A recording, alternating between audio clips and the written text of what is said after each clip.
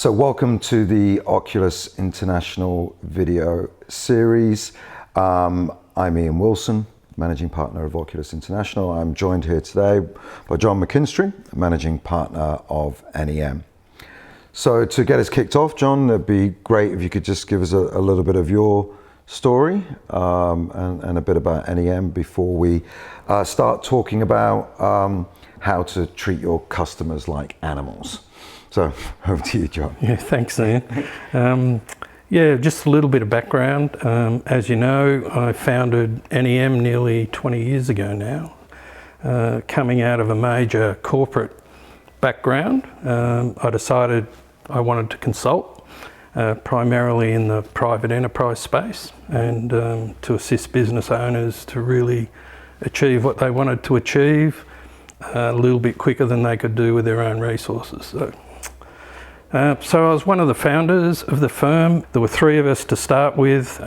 We struggled at first for a number of years before finding our mojo, and that really evolved around bringing a number of past senior corporate execs into the consulting world. Yeah. And how we found they were interacting in the private enterprise space was a lot different to how they operate in a major corporate environment. Yep. So we had to develop a framework that enabled them to present themselves effectively, to present the firm effectively, and more importantly, to deliver pretty outstanding commercial outcomes for their clients, and probably more importantly than that, that reflected very favourably on their network of referrers and advocates. Yep. So that was the start of the journey. We're now a firm of 45 odd partners. We have offices in Singapore, Auckland, and every major capital city in Australia. And we have an ecosystem and network that can really deliver, really good outcomes and connectivity in most areas of business. Thank you for sharing that. Today we're talking about customers, how to treat them like animals. Now, you've written a couple of books on this subject. That is your framework within NEM. So it's a pretty contentious title. So, what's it all about? Yeah, well, look, it is contentious and deliberately so. It's really fundamentally a book about networking and business development. Mm-hmm. And whilst the title's contentious, it's aligned with the actual nature of building relationships, mm-hmm. and that's nurturing them. Yeah. And so we aligned animal names to relationships and developed a framework around that, mm-hmm. and found that was very effective in describing the different levels of relationship that people hold within their networks and within their existing client portfolios, mm-hmm. or customer bases, depending on the nature of the business. Yeah.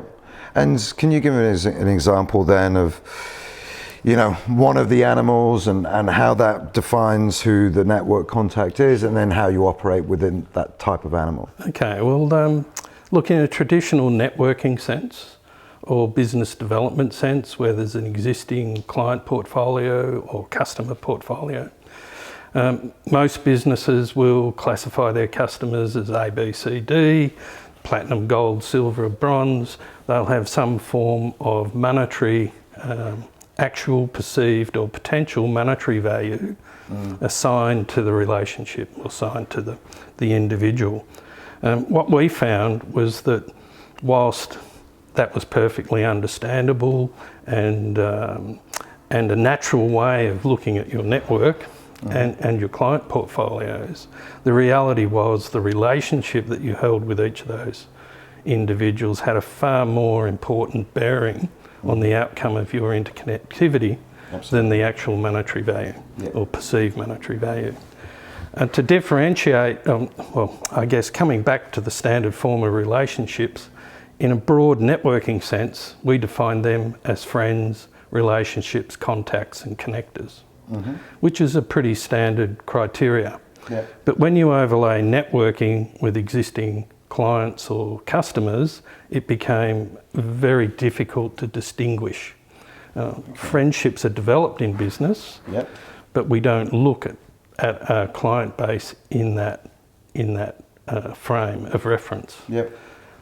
The whole process that we developed was about identifying relationships Okay. and layering those relationships. So when it came to assessing the relationships within an existing customer base or a client portfolio, we assigned animal names. So give us an example. So an elephant is parallel to a friend. Okay. When a relationship in business becomes a friendship, it becomes an elephant relationship. Okay. Whereas the rest of the client relationships are generally kittens, cats or tigers. Can we go back to elephants? Because why an elephant? Like if I call my friends an elephant, then they would probably smack me. But why the elephant? Why that particular animal? Well, when you develop a very close relationship with a customer, and usually if they're a very large customer or a long-held client or customer, you do develop a friendship.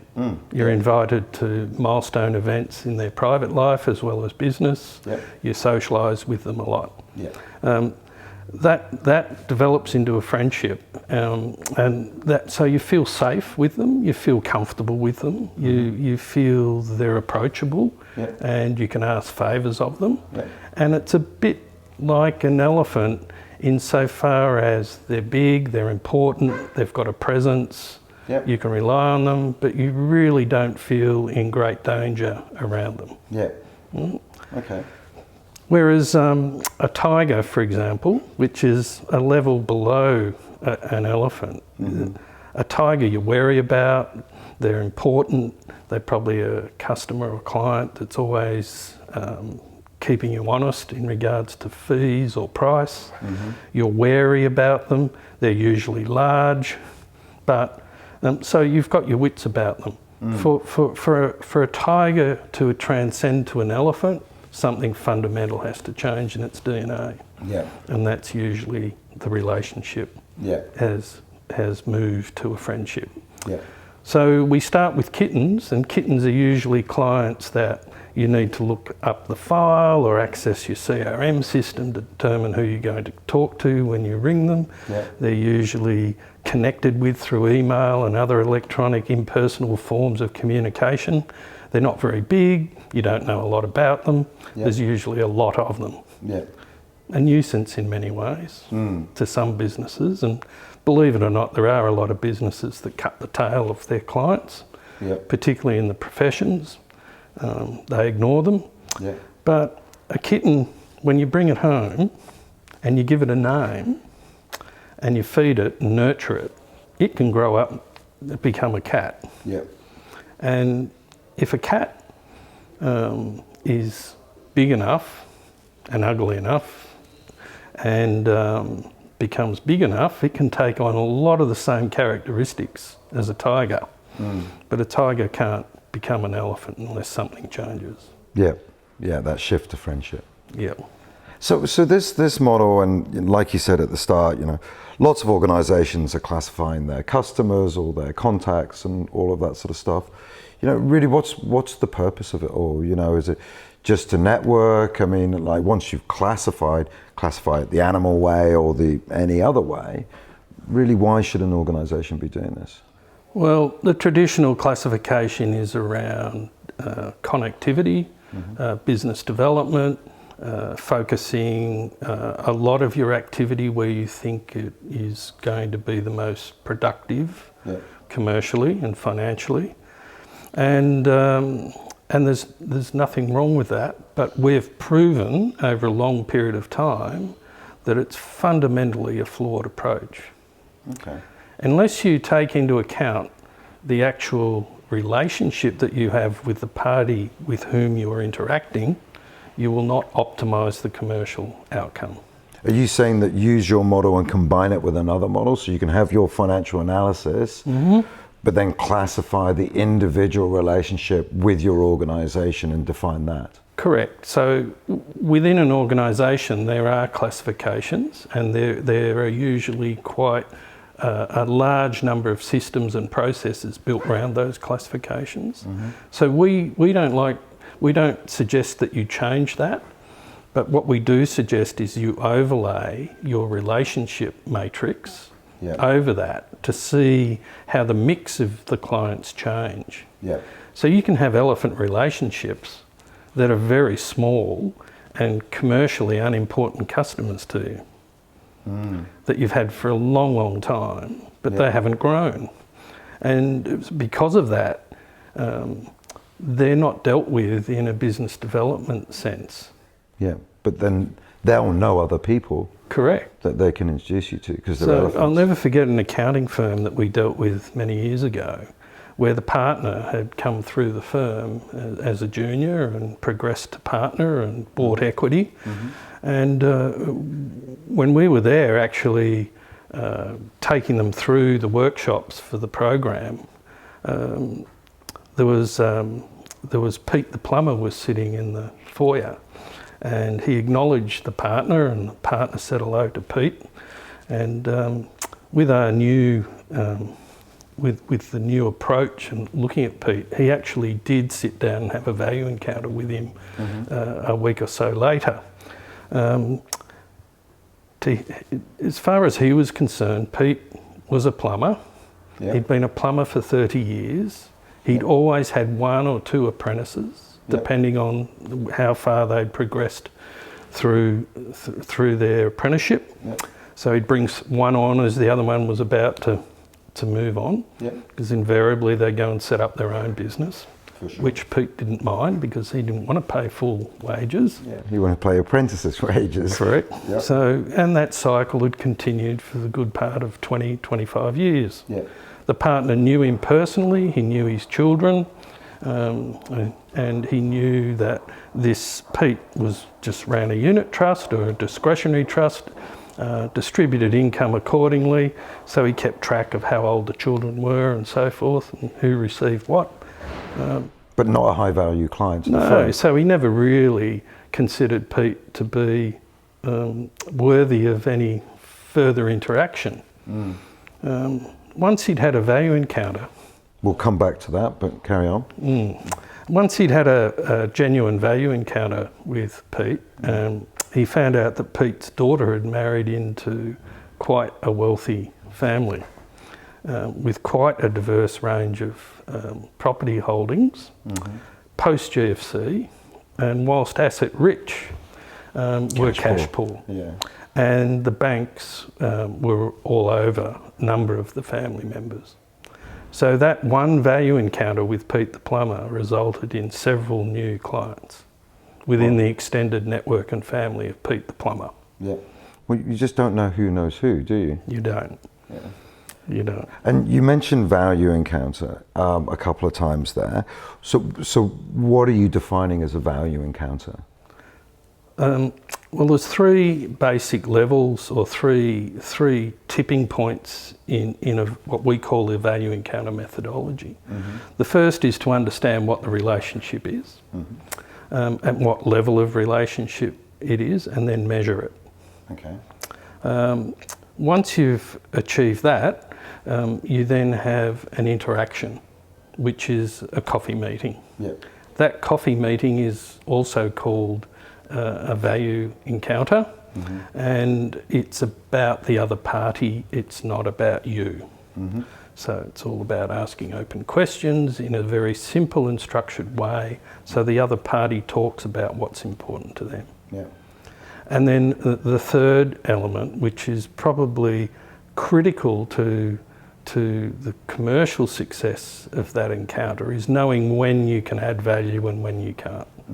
And ensuring that you go through a process to validate that you can genuinely add value. And if you can't, it goes no further.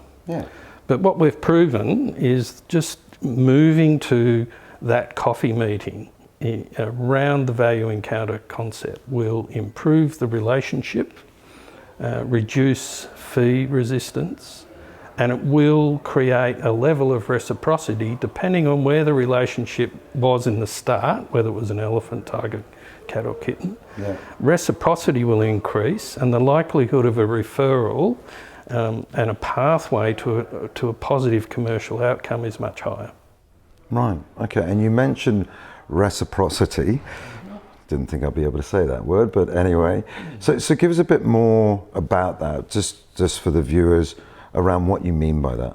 Well, most people, as a general human nature, want to help each other.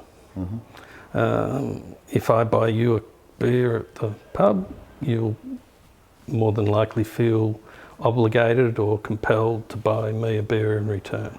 If I buy you a coffee, vice versa. Yeah. So, I mean, reciprocity is a natural element of human nature. And what we've found is, depending on the level of relationship, you can influence reciprocity. Yeah. So the reason elephants are so important in comparison to friends is people actually feel very comfortable asking friends or elephants for things. So the dilemma we had when new partners joined our firm and they were networking for business, they go and talk to everyone they knew the best and felt the most comfortable with, Yeah. and asked them for essentially work. Yeah. And even if they didn't ask directly in so many words, their friend felt they were being asked. Yeah. Now, friends don't want to jeopardise the friendship, Yeah, true. but good friends will want to help. Yes. They just don't want to be directly associated with that commercial activity. More likely than not, because they don't want to be associated with a failure or a difficulty. Yeah. And that's why a lot of people don't like doing business with friends. Yeah. It's the same nature, the same situation when you develop friendships within existing networks and customer portfolios. Yeah. You move beyond being able to do business Yeah, so directly. the elephants are friends, but then friends don't want to get involved. So how do you leverage off an elephant stroke friend so they feel comfortable to do you favors that are going to have a commercial outcome? Well, I think perhaps the explanation from a structural point of view is best described within a business where there's an existing customer or client relationship. Where that the approach to that is really quite important.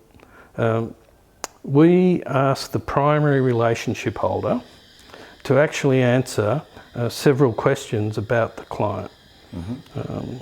Those questions are associated with the word value. So we ask them what their vision is for their business, and ask them to document it and over what time. When it comes to achieving that vision for their business, we then ask them what they aspire to do once they've achieved it. Now, most relationship holders with elephant relationships can tell you what their business objectives are. Yeah. Very rarely can they tell you what that business owner is going to do once they've achieved that objective. So what do they really aspire to do in their life? That's quite a deep question. Yeah. The third is whether the relationship has been leveraged and over what time frame. Yeah. Recently, past, and so that's L. Yeah.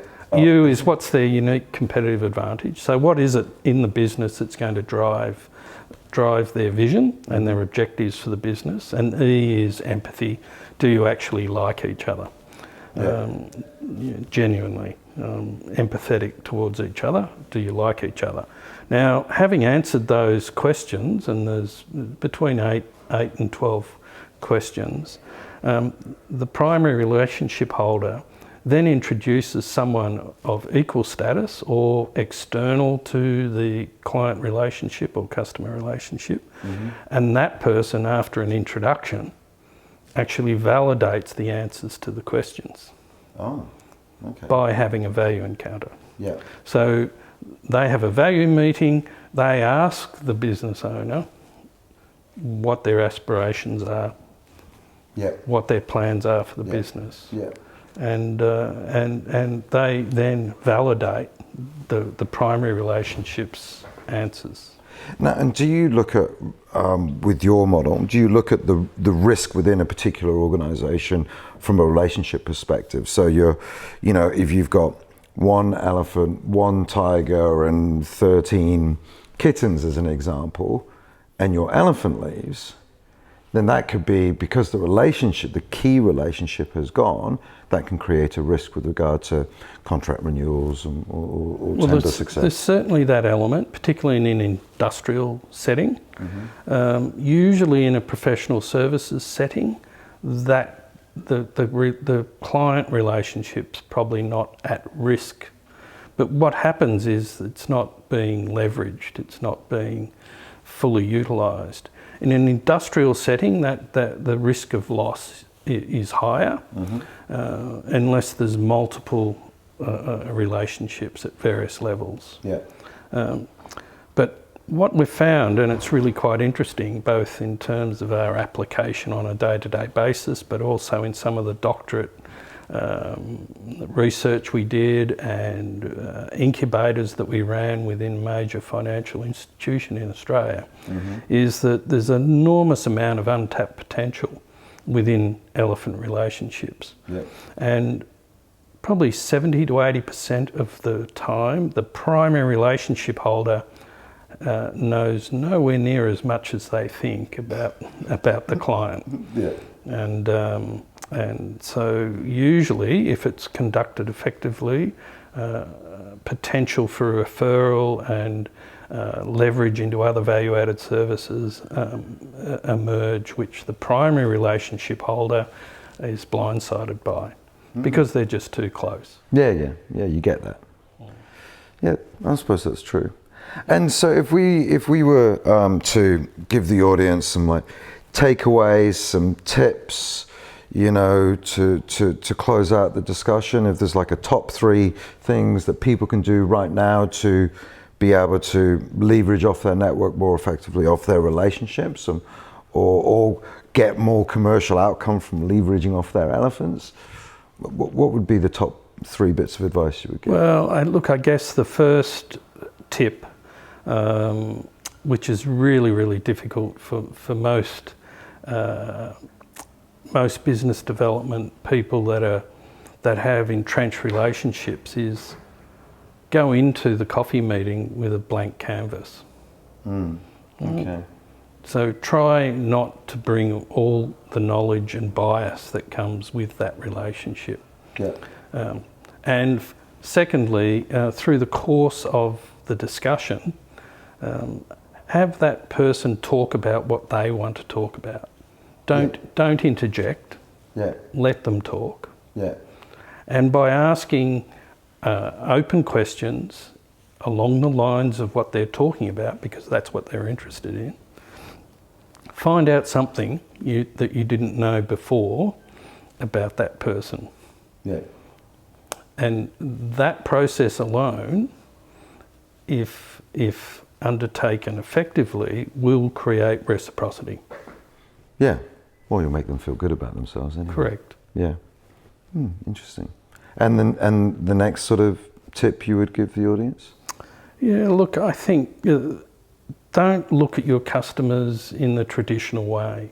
If you can have the discipline, take the time and approach recommended by our firm, and overlay the relationships and have value encounters with customers you otherwise wouldn't engage with, you'll be pleasantly surprised with the opportunities that emerge. It's just a different lens of the customer. Correct. Don't look at them like dollar signs. Look at them as people. Correct. Have a bit of emotional intelligence and engage with them from their perspective, trying to add value to them, and not think about yourself and the commercial outcome. Correct. It sounds pretty straightforward, but when you put typical KPIs, commercial objectives, incentives, and a desire to achieve certain outcomes in front of highly trained corporate individuals, it can be a lot more difficult than it sounds. Well, you've got to stop and think, don't you? You've got to actually try and see someone for who they are and learn more about them for the sake of learning about them. Correct.